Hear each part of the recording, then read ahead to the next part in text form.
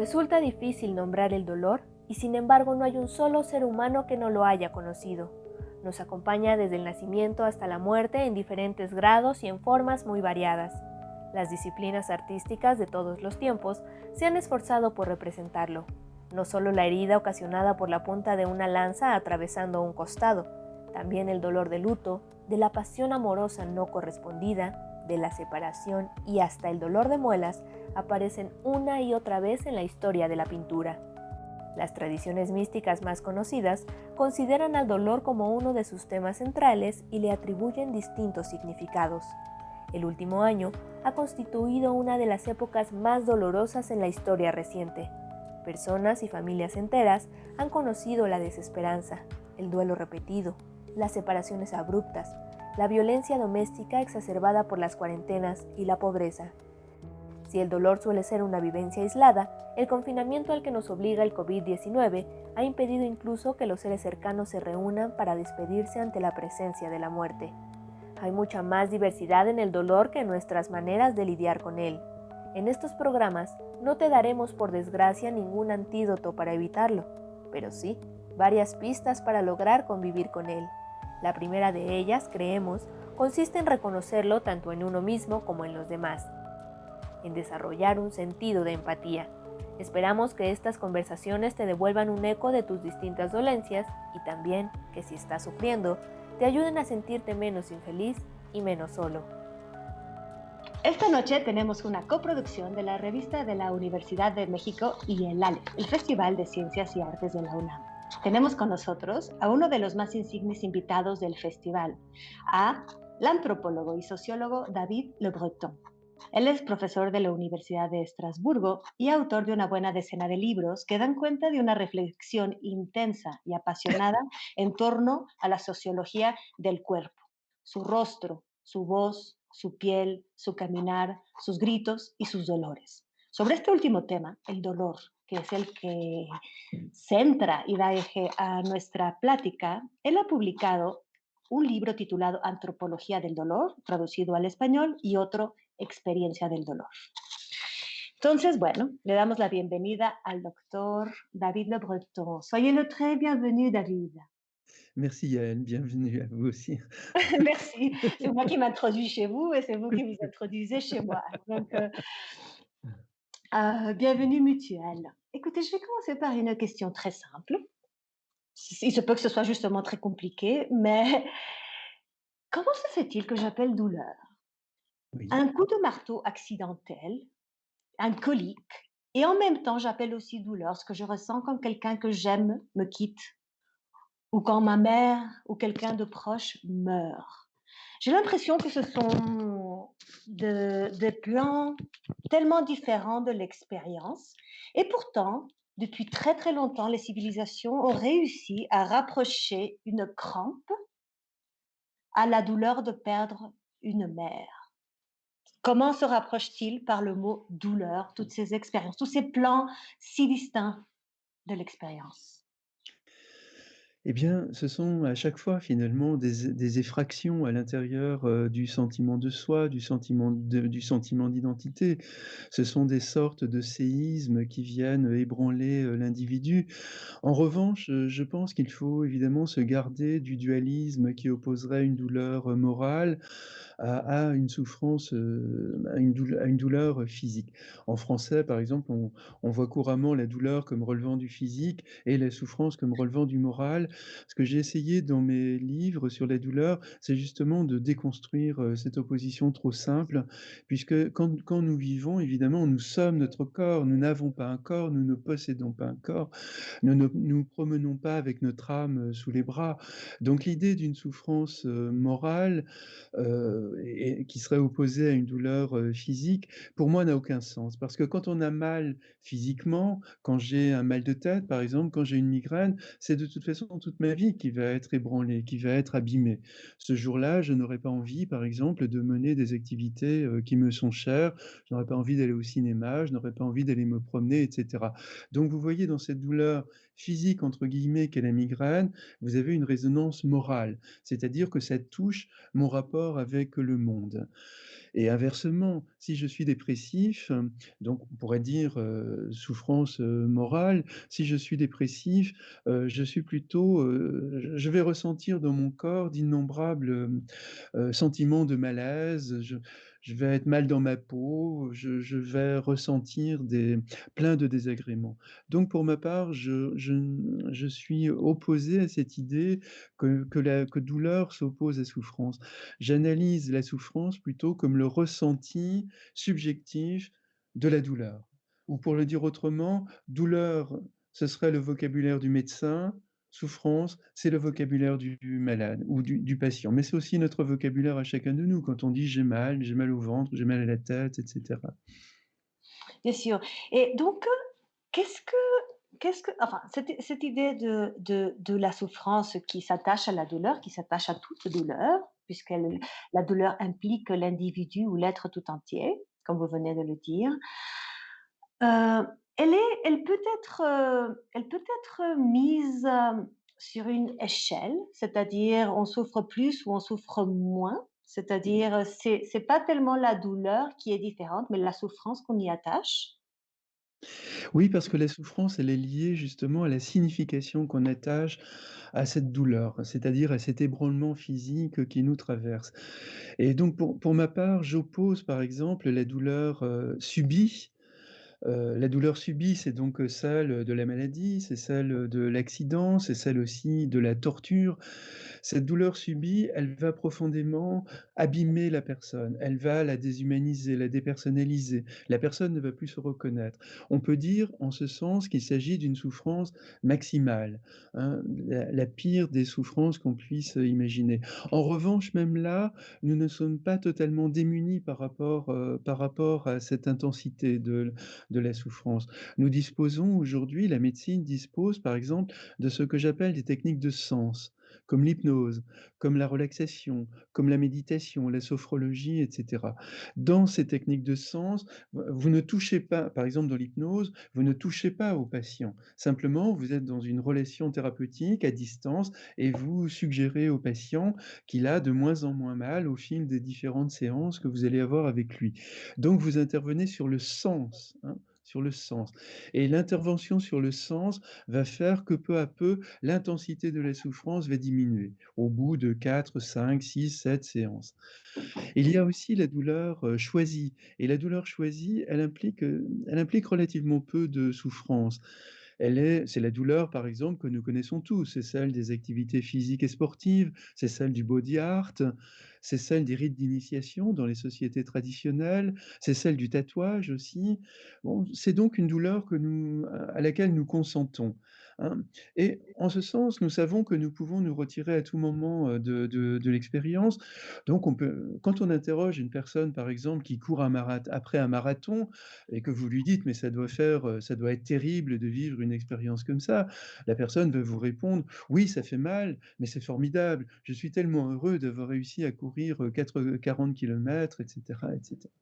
Il y a encore une autre, toujours sur ces modulations du sens qui font que la souffrance diminue ou augmente, il y a les attaques au corps, les scarifications, le fait de s'infliger, par exemple, aussi des hématomes.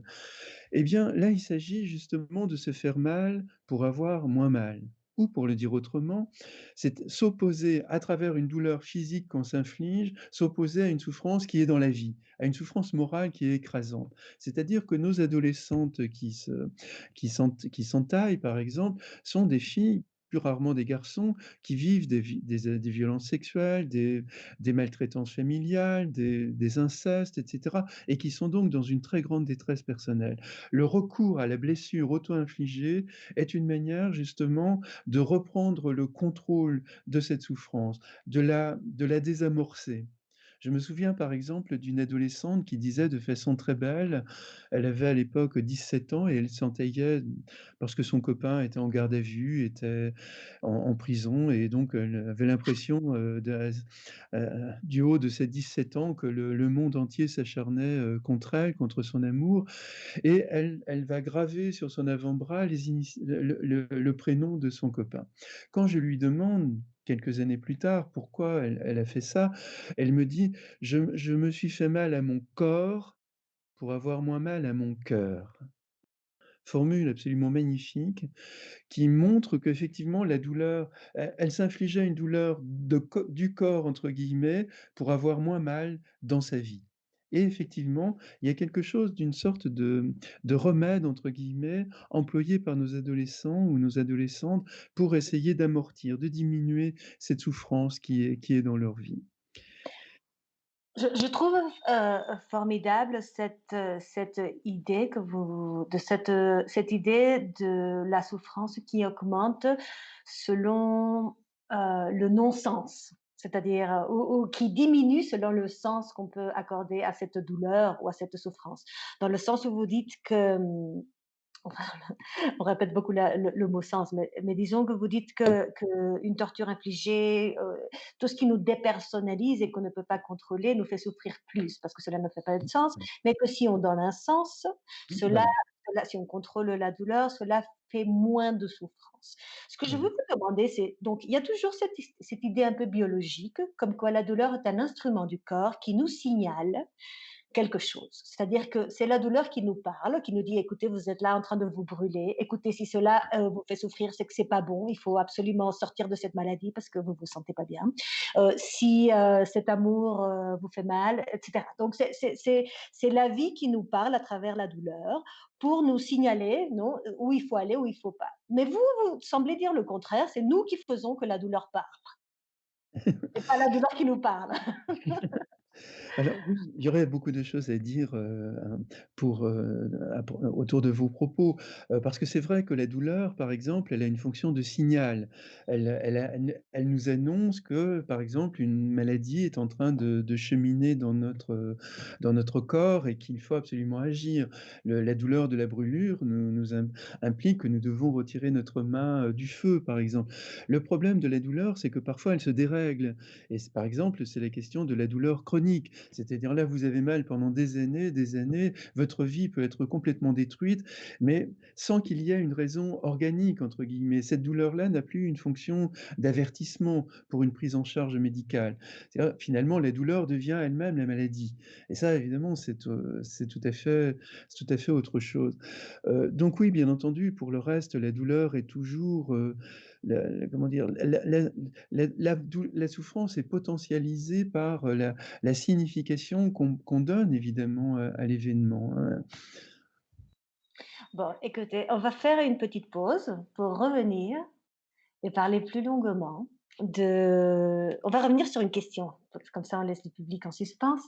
On va revenir sur la question de si la douleur est nécessaire ou si on peut souhaiter un monde sans douleur. Alors, volvemos después de una pausa con el doctor Le Breton.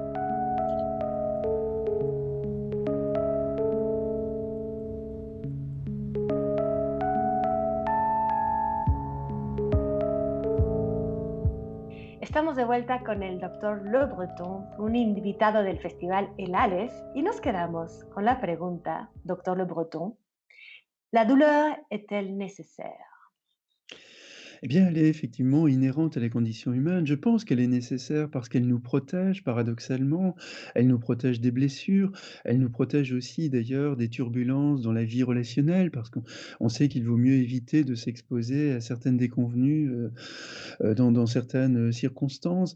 Je pense que la douleur aussi nous rappelle le prix de la vie d'une certaine manière. Non pas quand elle frappe, parce que quand elle nous frappe justement, on a l'impression que toute la signification qu'on donnait à son existence, toute sa valeur est en train d'être complètement, abîmée. Mais quand on réussit à dépasser, quand on réussit à traverser ces événements, pénibles, alors on retrouve évidemment l'intensité d'être, on retrouve le goût de vivre, si nous étions uniquement sur un registre uniforme de tranquillité et cetera, je crois qu'on oublierait qu'on existe d'une certaine manière. Il faut parfois le choc du réel pour se sentir vraiment vivant, pour se sentir réel, quoi. Donc la douleur nous exerce un enseignement paradoxal sur nos existences, quoi. Sûr, mais il semblerait pourtant que le monde aujourd'hui est parti en guerre contre la douleur. C'est-à-dire, on a les barbituriques, les antalgiques, les antidépresseurs. Dès qu'on a une petite tristesse, allez hop, on prend une pilule. On a un petit mal à l'ongle, on prend une aspirine. C'est-à-dire qu'il y a un grand marché médical qui voudrait bien laisser la douleur au vieux temps des barbares. Que se passerait-il dans un monde complètement anesthésié? C'est-à-dire, Oui. est-ce que cela nous rendrait plus fragiles pour dans l'avenir? Je sais Mmh. pas, c'est Bah, paradoxal. oui, c'est une question compliquée parce que si on remonte une quarantaine, une cinquantaine d'années dans nos sociétés, occidentales, les individus, les hommes, les femmes disposaient de ressources intérieures qui étaient souvent données d'ailleurs par la culture pour résister aux douleurs, aux douleurs de la vie quotidienne. Aujourd'hui, à l'inverse, nous avons été déculturés à cet égard. Là où nous avions, il y a encore quelques années, des réponses culturelles, donc des ressources personnelles pour affronter l'adversité ou la douleur, aujourd'hui, nous nous en remettons aux molécules, hein, nous nous en remettons, passivement d'une certaine manière aux molécules. Donc il est à mon avis légitime évidemment que quelqu'un qui a mal, recherche les manières de se soulager les plus rapides et en ce sens les molécules vont être en effet souvent très efficaces. Le problème c'est qu'elles ne sont pas toujours efficaces. C'est bien le problème de la douleur chronique qui touche quand même des dizaines et des dizaines, voire des centaines de millions d'hommes ou de femmes à travers le monde. Et là, les barbituriques, les tranquillisants, les molécules sont totalement inefficaces. Alors qu'on dispose par exemple de techniques qui peuvent être, extrêmement puissantes comme l'hypnose ou autres. Voilà, donc nos sociétés ont finalement tendent à anesthésier le rapport, que nous avons avec le monde, à le, un peu, c'est ce que disait autrefois un grand écrivain de science-fiction qui était Philippe K. Dick, qui parlait de l'orgue d'humeur, hein. Une orgue à travers lequel on choisit ses humeurs. C'est-à-dire finalement certaines personnes peuvent se lever le matin en se disant: «Bon, quelle humeur, vais-je adopter aujourd'hui?» et on prend, la pilule qui va vous mettre en forme, ou qui va vous redonner un peu plus de mémoire parce que vous avez un examen, un concours dans la soirée et cetera. C'est vrai que dans nos sociétés, on s'en remet énormément à la technologie, alors que dans les sociétés antérieures, on disposait davantage de ressources que nous procurait la culture, hein. En parlant des temps d'avant, j'imagine donc que les rapports à la douleur ont beaucoup changé. Pourriez-nous parler un peu de cette évolution? Oui, je pense qu'il y avait autrefois, bien entendu, une résistance à la douleur qui était enracinée justement dans la culture, qui était enracinée dans l'image de soi qu'un homme ou une femme voulait donner aux autres. Énormément de travaux d'ailleurs, qui datent des années 50, 60, 70 ont montré qu'il y avait des différences culturelles très importantes dans le ressenti de la douleur et dans l'expression aussi de la douleur. Dans nos sociétés également, on voyait qu'il y avait des différences sociales. C'est-à-dire que dans les milieux populaires, par exemple, il y avait une résistance, à la douleur qui était associée d'ailleurs du côté des hommes à la virilité. Et puis les femmes, également reprenaient d'une certaine manière ces formes d'endurance à travers l'idée que de toute façon on ne peut rien faire, il faut assumer la situation et cetera. Alors que déjà dans les années 60-70, on voit que dans les milieux privilégiés ou même dans les milieux de classe moyenne, il y a davantage un recours aux médecins, par exemple. C'est-à-dire, on ne se valorise absolument pas dans le recours à travers la résistance et la douleur. Et si on fait un parcours plus ethnologique, on découvre que certaines sociétés sont habituées à vivre avec une très grande endurance dans des environnements qui sont parfois extrêmement durs et parfois aussi d'ailleurs dans des conflits avec d'autres communautés qui les entourent, etc. Mais le fait de résister à la douleur fait partie de l'honneur, de la dignité du groupe en quelque sorte. C'est pour ça qu'il existe d'ailleurs une sociologie ou une anthropologie de la douleur. Vous voyez? Si la douleur était purement organique, en sciences sociales, on n'aurait strictement rien à en dire. C'est précisément parce que la douleur est toujours associée à du sens, à des significations, à des valeurs, qu'elle change d'une société humaine à une autre, d'une époque à une autre, et puis que les situations font que nous allons la vivre de manière extrêmement différente selon la manière dont on va l'interpréter, cette situation douloureuse. Oui, c'est tout à fait étonnant parfois de lire dans des livres, des siècles précédents, par exemple, que les hommes, pleurent à chaudes larmes leur Oui. désespoir et que enfin, c'est vraiment, des attitudes que nous n'avons plus face à la douleur, Mmh. n'est-ce pas? Et puis bon, il y a d'autres rites d'initiation qu'ont d'autres, certaines civilisations qui nous semblent absolument impossibles à endurer et pourtant qui sont endurés par ces jeunes ou par ces personnes qui veulent faire leur épreuve, non? Une épreuve douloureuse qui va donc, démontrer qu'ils sont capables de vous voulez ajouter Absolument. quelque chose? Oui. Oui, non, non, vous avez absolument raison. Effectivement, il s'agit là, par exemple, Émile Durkheim parlait d'une école de morale sociale. C'est-à-dire que les jeunes initiés dans les sociétés traditionnelles devaient afficher leur endurance, leur force d'âme, leur force de caractère. Et énormément de travaux ethnologiques montrent qu'en effet, ces garçons ou ces filles ne sentaient aucune douleur ou n'affichaient en tous les cas absolument aucune douleur. Ils étaient fiers des interventions que leurs aînés portaient sur leur corps. Par exemple, le fait de graver avec des pierres, leur dos, le fait de les tatouer, brutalement, le fait de briser des incisives, de briser des bouts de petits doigts et cetera.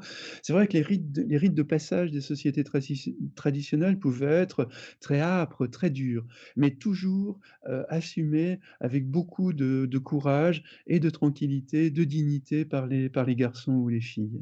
Mais il y a pas y a-t-il pas aussi n'y a-t-il pas aussi, une dimension du sacrifice? C'est-à-dire non qu'on en ait pas mal, mais qu'on Oui, est prêt à sacrifier. C'est-à-dire, je pense par exemple maintenant à l'alliance d'Abraham avec Dieu, quand il fait sa oui, circoncision quand même à oui. l'âge adulte. Bon, on peut imaginer la douleur que cela signifie Oui, oui, oui. et pourtant, Oui. c'est aussi le sens pas de peut-être pas de virilité dans ce cas-là, mais de Non. sacrifice.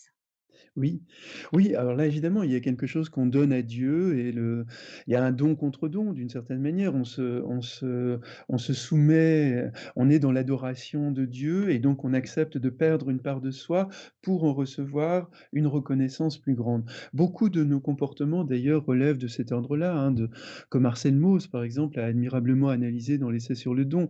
Le sacrifice est une manière de donner à l'autre ou de donner au destin ou de donner au monde, mais c'est très souvent pour recevoir, en échange quelque Oui, mais chose. pas que ça nous fasse mal, il y a pas de sacrifice, plaisant. Non, non, non, c'est juste, c'est absolument juste. Mais même les chrétiens, il m'a semblé vous entendre, dire, lors d'une conférence, cette sublimation de la douleur par la chrétienté. Oui. Oui, effectivement, si on pense qu'on offre sa douleur à Dieu, si la douleur est une prière, si la douleur est une offrande, alors bien entendu, elle est une et là, en l'occurrence, dans le monde chrétien, il s'agit de rejoindre les souffrances, du Christ sur la croix.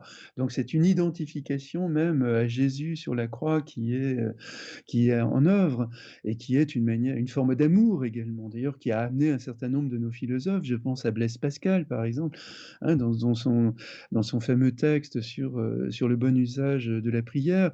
Il explique lui-même d'ailleurs qu'il est heureux d'avoir été souvent malade dans sa vie, parce qu'à chaque fois qu'il a souffert, il était convaincu qu'il prenait une part des souffrances de Jésus sur lui-même. Vous voyez, beaucoup d'autres auteurs catholiques d'ailleurs ont beaucoup, c'est plus catholique que protestant, mais beaucoup d'écrivains catholiques ont repris cette idée-là, que souffrir, c'était une manière de rejoindre le Christ sur la croix. Et donc d'ailleurs, de gagner du temps de purgatoire, hein, dans les traditions catholiques populaires. Plus vous souffriez dans votre vie, quotidienne et plus vous alliez avoir un accès rapide au paradis d'une certaine manière. Qu'est-ce que l'on souffrait à cette époque-là quand même? Oui et je pense qu'effectivement, j'ai analysé d'ailleurs, cette vision chrétienne, de la douleur, comme une forme d'antalgique symbolique, hein. À une époque où il n'y avait strictement aucun moyen pour les hommes ou pour les femmes de diminuer leur souffrance. Et là, l'idée que le Christ, que Dieu allait vous accueillir et que Dieu vous regardait chaleureusement parce que vous étiez en peine dans votre vie, était évidemment une manière de se décharger de ressentir infiniment moins la souffrance. Et je pense que c'est pour ça que Blaise Pascal peut nous parler avec autant avec une espèce de désinvolture, de son bonheur d'avoir été si souvent malade. Si sa douleur avait été à vif, «sauvage» entre guillemets, sans signification, je pense que, Blaise Pascal aurait été plutôt du côté d'Antonin Artaud ou d'écrivains qui ont plutôt dit leur souffrance, leur mal de vivre, leur vie écrasée. Au contraire, Blaise Pascal se réjouit de tout ça. Donc il y avait quelque chose d'un antalgique symbolique dans cette vision du monde, chrétienne, avec évidemment la passion, c'est-à-dire la passion du Christ sur la croix. Bien sûr. Et pourtant, vous dites, on parle de donner signification, c'est-à-dire on raconte des histoires, on utilise l'imagination, on se raconte des histoires, soit religieuses, soit mythologiques, soit, je sais pas, on projette un futur, on fait déjà partie de quelque chose, et cetera. On essaie de transcender la douleur à travers des histoires. Et donc, ne serait-il pas que même Artaud et d'autres artistes de la souffrance justement réussissent à lui à la dépasser en racontant cette histoire justement, avec la littérature, avec le cinéma et cetera. Donc, n'est-ce pas aussi une manière de transcender et de donner sens à la douleur d'être? Ah oui, profondément, ce sont des formes de sublimation finalement, des manières de reprendre en main, une adversité, qui nous écrase et puis de transformer son malheur en chance, hein. C'est véritablement ça qui se joue. On va faire un livre de l'épreuve qu'on a traversée ou de la douleur chronique qui nous écrase depuis des années. On va en faire un film, on va en faire une chanson ou on va en faire une œuvre d'art, ou une danse par exemple. Non, il y a 1000 manières effectivement de reprendre en main l'adversité pour en faire la matière première d'une création, donc d'une sublimation de soi aussi. Oui, et ces belles chansons justement du mal-aimé, des problèmes d'amour qui non seulement sont une histoire que se raconte l'auteur, mais qui aident les autres finalement. Oui, Bon pour tout le monde. oui, parce Écoute, qu'on s'identifie effectivement. écoutez, bah, je vous remercie énormément pour ce bref entretien. Je voudrais, dire, je vais le dire en espagnol, hein, je vais faire une annonce. Quiero entonces decirles que, bueno, esta fue una pequeña plática con el doctor Le Breton, pero él va a hacer una conferencia magistral en el contexto del festival El Aleph el jueves 27 de abril de 8 a 9 de la noche. Podrán verlo en las plataformas del Aleph, podrán verlo en las redes sociales, me parece que hay un Facebook Live y también por las pantallas de TV UNAM. Ya saben, aquí es donde siempre pasan cosas. David Le Breton, donc à très bientôt pour votre À bientôt. conférence. À bientôt Yael, merci. Muchísimas gracias a todos, nos vemos la próxima semana.